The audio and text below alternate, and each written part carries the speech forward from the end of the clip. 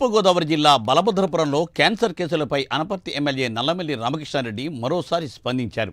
బలభద్రపురంలో cancer కేసులపై అధికార యంత్రాంగం వాస్తవాలు పూర్తిగా బయటపెట్టలేదని ఆయన ఆరోపిస్తున్నారు. ఆ గ్రామంలో 1295 మందికి వైద్య శిబిరంలో క్యాన్సర్ పరీక్షలు చేస్తే 62 క్యాన్సర్ కేసులు నిర్ధారైనట్టు తెలిపారు. క్యాన్సర్ కేసుల్లో ఆంధ్రప్రదేశ్ అట్టడుగు స్థాయిలో ఉంటే బలభద్రపురంలో ఎందుకు కేసులు ఎక్కువగా వస్తున్నాయో మూల కారణం కనుక్కోవాలంటున్న ఎమ్మెల్యే నల్లమిల్లి రామకృష్ణారెడ్డితో మా ప్రతినిధి Sriramamurthy face to face. Godavari జిల్లా అనపర్తి నియోజకవర్గంలోని బలభద్రపురంలో ఏదైతే క్యాన్సర్ వ్యాధి లక్షణాలతోటి ఎక్కువ మంది బాధపడుతున్న విషయం మీద ఇప్పటివరకు స్క్రీనింగ్ టెస్టులు వైద్య శిబిరాలు అన్నీ నిర్వహించారు. అయితే వీధి తిరిగి కూడా ఇక్కడ క్యాన్సర్ లక్షణాలన్నీ కూడా సేకరించబడుతుంది. అయితే ఇక్కడ పూర్తి స్థాయిలో దీని మీద ఇంకా నిర్ధారణ కాని పరిస్థితి ఉంది. పూర్తి స్థాయిలో సర్వే జరగలేదని చెప్పేసి మనకి తెలుస్తుంది. దీని మీద ఇంకా మనతో మాట్లాడడానికి అనపర్తి ఎమ్మెల్యే నల్లమిల్లి రామకృష్ణారెడ్డి ఉన్నారు. అయితే ఈ వ్యవహారం మొత్తానికి ఇంకా ఒక ప్రభుత్వం ఒక దృష్టికి తీసుకురాలేదు. వైద్య బృందానికి పూర్తి స్థాయిలో ఇక్కడ పనిచేయలేదనే ఆరోపణలు కూడా వినిపిస్తున్నాయి. ప్రస్తుతం అయితే అక్కడ క్యాన్సర్ స్క్రీన్ టెస్టులు జరిగినాయి. అయితే ఎంతమంది జరిగినాయి, ఎంతమంది నిర్ధారణ అయింది, ప్రస్తుతం ఆ గ్రామంలో పరిస్థితి ఎలా ఉందో అడిగి తెలుసుకుందామని చెప్పండి. ఎమ్మెల్యే రామకృష్ణారెడ్డి గారు ఇప్పుడు మనతో ఉన్నారు. ఏంటి మీ బలభద్రపురం గ్రామంలో జరిగిన స్క్రీనింగ్ టెస్ట్లో ఎంతమందికి ఇది క్యాన్సర్ లక్షణాలు ఉన్నాయని ప్రూవ్ అయింది, వారికి వైద్యం అందించే పరిస్థితి ఎట్లా ఉంది, అసలు ప్రస్తుతం ఒక హెల్త్ ఎమర్జెన్సీ ఇక్కడ బలభద్రపురంలో ఉండాలని చెప్పేసి కూడా అందరూ డిమాండ్ చేస్తున్న పరిస్థితి ఉంది. మీరు ఎట్లా భావిస్తున్నారు ఇప్పుడు జరిగిన దాని మీద? జిల్లా వైద్య ఆరోగ్య శాఖ నిర్వహించిన పరీక్షల్లో 32 మందికి క్యాన్సర్ నిర్ధారణ అయ్యింది అనేది ప్రకటించి ఇది నేషనల్ యావరేజ్తో సరిపోతూ ఉంది, ఆందోళన కలిగించే అంశం కాదు అనేది అధికారులు ప్రకటించారు. సరే, ఇదంతా వాస్తవం అని మనం కూడా అనుకున్నాం. కానీ నేషనల్ మీడియా దాన్ని విశ్లేషించి నేషనల్ యావరేజ్ 10 ఉంది, ఇక్కడ 32 ఉంది కాబట్టి 3 రెట్లు అధికంగా ఉందనేది ఒక చెప్పడంతో పాటు భారతదేశంలో అత్యధికంగా క్యాన్సర్ కేసులు ఉన్న రాష్ట్రం కేరళ రాష్ట్రం. ఆ కేరళ రాష్ట్రం కన్నా కూడా 2 రెట్లు అధికంగా బలభద్రపురం గ్రామంలో ఉన్నాయనేది చెప్పారు. తర్వాత తరిచి చూస్తే ఆంధ్రప్రదేశ్ రాష్ట్రం అనేది క్యాన్సర్ నమోదిత రాష్ట్రాల్లో చాలా తక్కువ స్థాయిలో ఉంది. ముఖ్యంగా కేరళ కానీ, ఢిల్లీ కానీ, హర్యానా కానీ, పంజాబ్ హర్యానాల్లో ఒక ట్రైన్ని క్యాన్సర్ ట్రైన్ అని పిలుస్తారు. క్యాన్సర్ పేషెంట్లు అందరూ దానిపైన వెళ్ళి అక్కడికి వెళ్ళి ట్రీట్మెంట్ తీసుకుని మరలా తిరిగి రావడం వల్ల దానికి క్యాన్సర్ ఎక్స్ప్రెస్ అనే పేరు కూడా వచ్చింది. అంత ఎక్కువగా ఉన్న రాష్ట్రాలతో పోల్చుకుంటే ఆంధ్రప్రదేశ్ రాష్ట్రంలో చాలా తక్కువ కేసులు నమోదవుతూ ఉన్నాయి.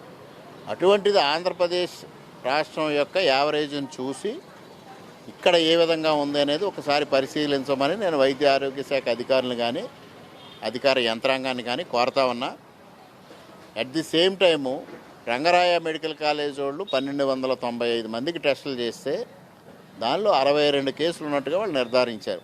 అంటే ఇది మరీ ప్రమాదకరంగా ఉంది. 10,000 మంది జనాభా ఉన్న గ్రామంలో 1200 మందికి టెస్టులు చేస్తే 62 కేసులు ఉంటే మిగిలిన 8,700 మందికి క్యాన్సర్ నిర్ధారిత పరీక్షలు నిర్వహిస్తే ఎన్ని కేసులు బయటపడతాయనేది ఇప్పుడు తీవ్రంగా పరిగణించాల్సిన అంశం. అంటే ఇప్పుడు మొన్న చేసిన స్క్రీనింగ్ టెస్ట్లో ఎంతమందికి చేశారండి? ఎంతమంది చేస్తే 32 మంది వచ్చి? అంటే వీళ్ళు చేసింది ఏంటంటే మౌఖికంగా కొన్ని పరీక్షలు అడిగారు, సర్వే నిర్వహించారు. ఆ మౌఖికంగా పరీక్షల్లో అడిగిన ప్రశ్నల్లో వీళ్ళకు వచ్చిన సమాధానాలను విశ్లేషించుకొని కొంతమందిని అనుమానిత కేసులుగా నిర్ధారించి వాళ్ళకు మాత్రమే స్క్రీనింగ్ టెస్టులు చేశారు. వాటిలో 32 నిర్ధారణ అయినాయి. అట్ ది సేమ్ టైం ప్యారలల్గా రంగరాయ మెడికల్ కాలేజ్ వాళ్ళు చేస్తే 1295 మందికి వాళ్ళు టెస్టులు చేస్తే దానిలో 62 కేసులు రిపోర్ట్ అయినాయి. అంటే 8,700 మందికి టెస్టులు జరగలేదనేది నిర్ధారణ అయింది. వారికి కూడా టెస్టులు నిర్వహిస్తే ఇంకా ఎంత కేసులు వస్తాయి, అప్పుడు వాస్తవ రూపం మనకు అర్థమవుతుంది. అప్పుడు దాని ప్రకారంగా నివారణ చర్యలు ఏ విధంగా తీసుకోవాలి, నిరోధించాల్సిన చర్యలు ఏ విధంగా తీసుకోవాలి, రెండింటి మీద దృష్టి సారించాల్సిన పరిస్థితి ఉంది. అంటే ఇప్పుడు ఈ 32, 65 కలిపితే టోటల్ 62. ఇప్పుడు వచ్చిన హైయెస్ట్ నెంబర్ 62. అయితే ఇప్పుడు మరి 62 అంటే మీరు అన్నట్టుగా 6 రెట్లు ఎక్కువగా, 6 రెట్లు అధికంగా ఉన్నట్టు. నేషనల్ యావరేజ్ కన్నా 6 రెట్లు అధికంగా ఉన్నట్టు. కేరళ కన్నా 3 రెట్లు అధికంగా ఉన్నట్టు. అంటే మరి దీనికి ఏంటి ఇప్పటివరకు విశ్లేషించిన వాటర్ నమూనాలు సేకరించారు, తర్వాత భూగర్భ జలాల్లో అదే కాలుష్యం ఉందని, అలాగే వాయు కాలుష్యం ఉందని చెప్పేసి ఒకటి, అక్కడ ఉన్న ఇండస్ట్రీస్ వల్ల ఇబ్బంది ఉన్నదని ఒకటి, ఏది నిర్ధారించారు ఇప్పటివరకు? పొల్యూషన్ కంట్రోల్ వాళ్ళు కూడా వచ్చి అధికారులు కూడా పర్యవేక్షణ చేశారు కదా. ఇప్పటి వరకు ఇంకా నిర్ధారణ ఏది చేయలేదు. పొల్యూషన్ కంట్రోల్ బోర్డు పనిచేస్తూ ఉంది. పూణే నుంచి వచ్చిన నీరీ సైంటిస్టులు వచ్చారు. వాళ్ళు కొన్ని శాంపిల్స్ కలెక్ట్ చేసుకున్నారు. వాటిని విశ్లేషించుకుంటూ నీరీ వాళ్ళ ప్రాసెస్ 3 months కొనసాగుతుందంట. 3 months వాళ్ళు దఫాలుగా శాంపిల్స్ కలెక్ట్ చేసుకుంటూ వాళ్ళు స్టడీ చేసి అల్టిమేట్గా రిపోర్ట్ ఇస్తారు. ఇవన్నీ రిపోర్ట్స్ అవన్నీ జరుగుతూ ఉంటాయి. అది మూల కారణం నిర్ధారించడం కోసం జరిగే పరీక్షలు. అట్ ది సేమ్ టైము ఇక్కడ గ్రామంలో ఉన్న మిగిలిన అందరికీ కూడా వైద్య పరీక్షలు జరగాలి. వాళ్ళకి క్యాన్సర్ నిర్ధారణ పరీక్షలు జరపడం ద్వారా ఇంతమంది క్యాన్సర్ రోగులు ఉన్నారనేది స్పష్టంగా తెలియజెప్పాల్సిన అవసరం ఉంది ఇవాళ. అంటే బలభద్రపురంలో మొత్తం జనాభాలో మీరు అనుకున్నట్టుగా, మీకు దృష్టికి వచ్చినట్టుగా, మొదటి నుంచి మీరు చెప్తున్నట్టుగా మీ కార్యకర్తలు కానీ ఇతర కేసులు, ఇంతకుముందు చనిపోయిన కేసులు ఎంతమంది ఉండొచ్చు అని అనుకుంటున్నాం? మేము అందరం అంచనా వేసింది 200-300 మంది ఉంటారని. మా కార్యకర్తలు మేము అంచనా కాదు, చుట్టుపక్కల ఉన్న ప్రైవేట్ నర్సింగ్ హోమ్స్ డాక్టర్స్ కూడా బలభద్రపురంలో క్యాన్సర్ కేసులు చాలా నమోదవుతున్నాయని వారు చెప్పారు. వారు చెప్పిన తర్వాత మేము గ్రామస్తులు చెప్పే అంశాలను పరిగణలో తీసుకున్నాం. ఎందువల్ల అంటే గ్రామస్తులు ఏ విధంగా నిర్ధారించుకోగలుగుతారు? బట్ ఒక జ్వరంతోనో, తలనొప్పితోనో, లేకపోతే ఇంకో ఇబ్బందితోనో ఒక మెడికల్ ప్రాక్టీషనర్ దగ్గరకో, ఒక ఎంబీబీఎస్ డాక్టర్ దగ్గరకో, లేకపోతే ఒక జనరల్ ఫిజిషియన్ దగ్గరికి వెళ్ళినప్పుడు వాళ్ళు పరిగణించారు.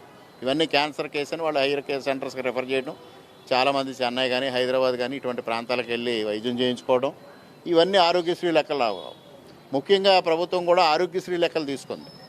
ఆరోగ్యశ్రీ ఎంతమంది అవైల్ చేసుకున్నారో ఎంతమంది అవైల్ చేసుకోలేదు. అందువల్ల గ్రామంలో ఉన్న ప్రతి వ్యక్తికి క్యాన్సర్ నిర్ధారణ పరీక్షలు జరిగితే మాత్రమే వాస్తవాలు బయటకు వస్తాయి. అంటే మీకు పక్కనే ఉన్న కాకినాడ జిల్లాలో కూడా ఈ కేసులు ఎక్కువగా ఉన్నాయని చెప్పేసి మంత్రి గారు చెప్పిన పరిస్థితి కూడా ఉంది. దీన్ని ఎట్లా చూడాలి? అంటే అదే ఉంటున్నాం. ఇప్పుడు నేషనల్ యావరేజ్తో పోల్చారు. ఆంధ్రప్రదేశ్ రాష్ట్రం ఆ నేషనల్ దీంట్లో చాలా కింద స్థాయిలో ఉంది. ఇవాళ మనం హయ్యెస్ట్ కేసెస్ నమోదవుతున్న కేరళతో చూసుకుంటే అంతకన్నా ఎక్కువ బలభద్రపురంలో ఉన్నట్టు కనిపిస్తుంది. అందుకోసం దీన్ని విశ్లేషించాలి. ఇప్పుడు గ్రాసిమ్ కంపెనీ వల్ల ఆ భూగర్భ జలాల్లోకి ఈ విష వాయువులన్నీ వెళ్తున్నాయని చెప్పి, నీరు వెళ్తుందని చెప్పేసి ఆరోపిస్తున్నాయి. అది ఎంతవరకు వచ్చింది? అవన్నీ పొల్యూషన్ కంట్రోల్ బోర్డు టెస్టులు చేస్తున్నాయి. ఇవన్నీ ప్రజల్లో ఉన్న అభిప్రాయాలు. ప్రజలందరూ అనుమానిస్తూ ఉన్నారు దానిపైన ప్రభుత్వం స్పందిస్తుంది. తప్పనిసరిగా పొల్యూషన్ కంట్రోల్ బోర్డు, ఈ రిపోర్ట్స్ అన్నీ వచ్చిన తర్వాత మూల కారణం కనుగొన్నప్పుడు ఆ వాస్తవాలు బయటకు వస్తాయి. ఇప్పుడు ఈ 32 మందిలో మీరు కనుగొన్న దాదాపు 62 మంది మీరు ఇప్పుడు చెప్పారు. 62 మందిలో దేని కారణంగా, అంటే ఏ క్యాన్సర్ వచ్చింది? అంటే వాళ్ళు చెప్పిన ప్రకారంగా బ్రెస్ట్ క్యాన్సర్ హై సైడ్ ఉన్నాయి అన్నారు. మిగిలిన అదర్ క్యాన్సర్స్ అన్ని వెరైటీస్ ఉన్నాయి. బ్రెస్ట్ క్యాన్సర్ ఉంది, సర్వైకల్ ఉంది, ఓరల్ ఉంది, అన్ని రకాల లంగ్స్ ఉన్నాయి, అన్నీ ఉన్నాయి. మీరు ప్రధానంగా ఆ నియోజకవర్గ ఎమ్మెల్యేగా మీరు ఒక బీజేపీ పార్టీకి చెందినవారు. మీ మంత్రి గారే వైద్య ఆరోగ్య శాఖ మంత్రిగా ఉన్నారు, మీ బీజేపీ చెందిన. మీరు ఏం సూచించదలుచుకున్నారు? దీన్ని ఏ విధంగా అక్కడ బలభద్రపురం గ్రామ ప్రజలకి భరోసా ఇవ్వాలని అనుకుంటున్నాను? నేను ఇప్పుడు 3వసారి చెప్తా ఉన్నాను మీకు. గ్రామంలో రంగరాయ మెడికల్ కాలేజ్ వాళ్ళు చేయగా మిగిలిన అందరికీ కూడా గ్రామంలో ప్రతి ఒక్కరికి క్యాన్సర్ నిర్ధారణ పరీక్షలు జరగాలి.